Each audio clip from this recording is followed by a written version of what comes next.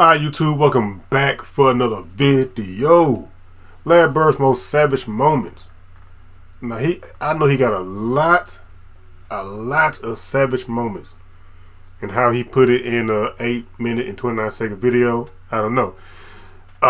Pretty amazing because I know he got a lot of savage moments. I know some of these I've probably seen before, but hey, I don't mind watching them again because Larry Bird is so amazing. He's just amazing. I don't know what to say. But we're gonna get to this video and make sure you subscribe if you're new. And shout out to Nonstop Sports, man, for the video. That's where I got the video from, in case you want to know. There you go. A part of the reason why Larry Bird was called legend was his brilliance as a basketball player. And the other part were his legendary and vicious trash-talking skills. Bird was a killer on the court. He had a foul mouth, and he wasn't afraid of anybody. His explosive combination gave birth to some of the most ruthless trash-talking stories in NBA history. So here are the 10 best Larry Bird savage moments. 1988 three-point shooting contest. The three-point shot in the NBA was first introduced in the 1979 NBA season, Larry's rookie year.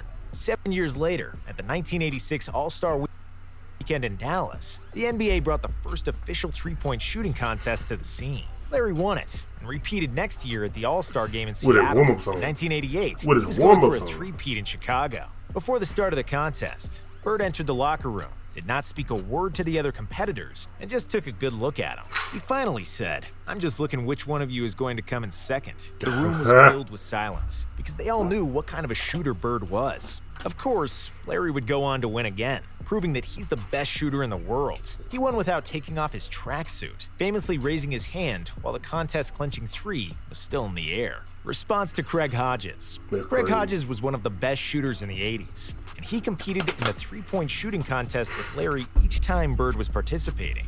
Larry won 3 times, and Craig finished second twice. When Hodges finally took home the title of the best three-point shooter at the All-Star Weekend in 1989, reporters asked him if the main reason for his victory was Bird's injury and non-participation. Craig said, "Larry knows where he can find me," and Bird replied, "I know where, at the end of the Chicago Bulls bench." Oh! Larry Bird was in the prime of his basketball brilliance in the 85-86 season, when he led the Celtics to the title. They lost only 1 game at home throughout the season and the playoffs, setting an NBA record with 50-1. The Portland Trail Blazers were the only team to defeat the Celtics at home in December, so they were a good bet to win in front of their crowd in February. Before the game, Bird surprised his teammates and journalists by saying that he would shoot all his shots with his left hand, except long jumpers. This was the last game of a long road trip. Larry would always find new motivations and challenges to get through the monotonous grind of the regular season. In the game against Portland, he'd go on to have one of the most memorable games of his career. He hit a shot to send the game to overtime, and then hit a game winner in the OT. Bird finished the game with 47 points, with 14 rebounds and 11 assists. He scored 22 points with his left hand out of sheer boredom and fun, which tells you how insane... What? Out of boredom and fun? Just... I'm gonna shoot left hand because I'm bored. Oh my, that's crazy. Good and confident this guy was. White guys guarding him. Larry is not white.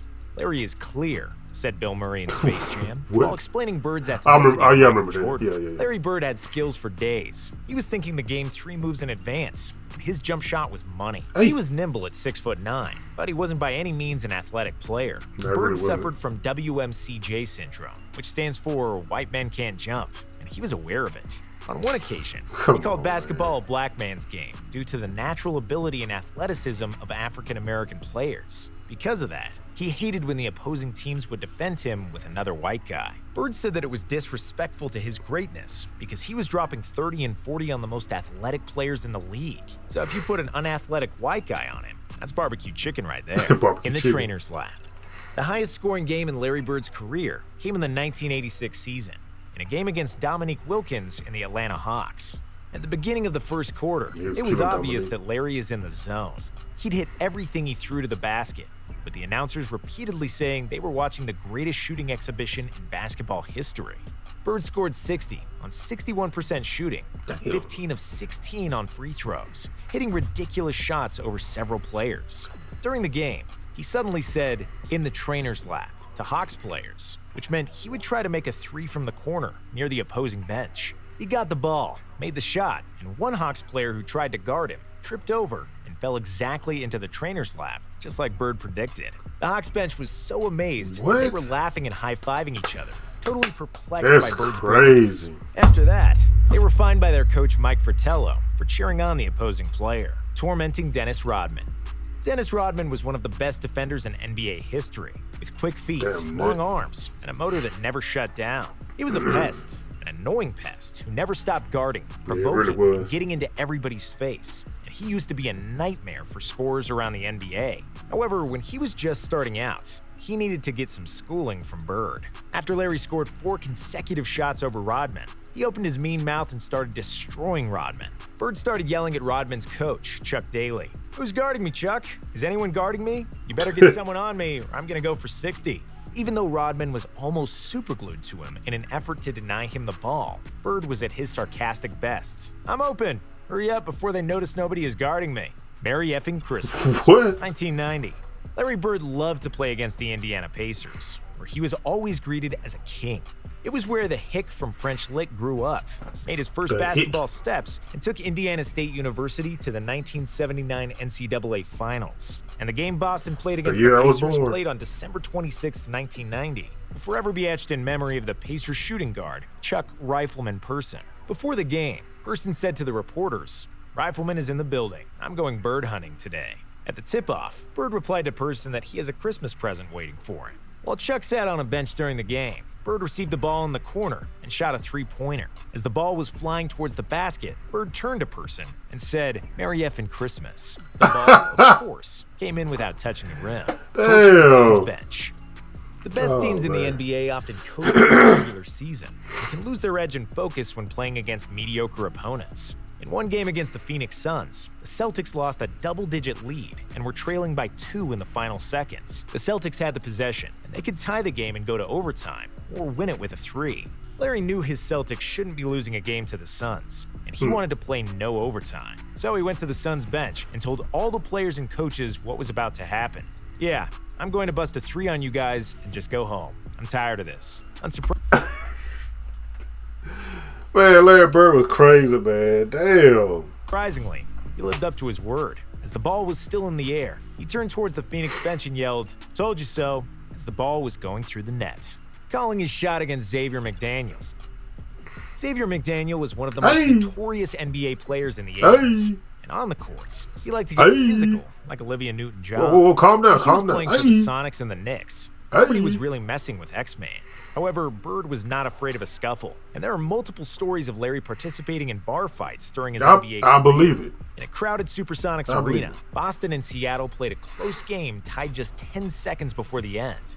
At that point, Celtics coach Casey Jones called a timeout, and Bird confidently told him to just give him the ball and that the others move the hell out of the way. On his way back to the floor, Larry said, "That's exactly where I'll get the ball, and I'll score the game winner in your face," while X-Man replied, "I know you will get it there. I'm waiting for you." Bird received the ball right where he said he would and made a tough fadeaway shot. After Bird realized there were still 2 seconds left, he told McDaniel, "Damn, I didn't want to leave 2 seconds on the clock," while X-Man walked back to the Sonics bench in disbelief, tormenting a young Clyde Drexler. Before Clyde Drexler came into the NBA, he was one of the best players in college basketball, forming the famous Phi Slamma Jamma with Hakeem Olajuwon at the University of Houston. Drexler was selected by the Blazers with the 14th pick in the 1983 NBA draft. And even as a rookie, he was already one of the most athletic guys at his position. However, Bird wasn't impressed. When Drexler subbed in the game against the Celtics, he started guarding Bird. Larry smiled at him and mockingly said, "You can't stop me. You're a rookie. You don't know anything." He was ready to hit jump shot after jump shot over Drexler before the Blazers coach had mercy on him and subbed him out, while Bird was laughing at Clyde on the way to the bench.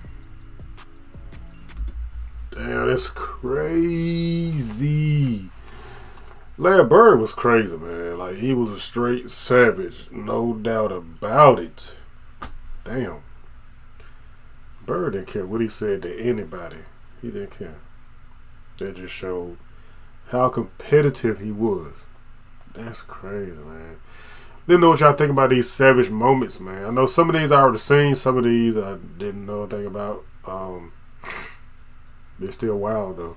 But thanks for watching. Subscribe if you're new, and let me know what other kind of videos you want me to react to, and I will react to them. I don't know. Peace. Y'all be safe out there.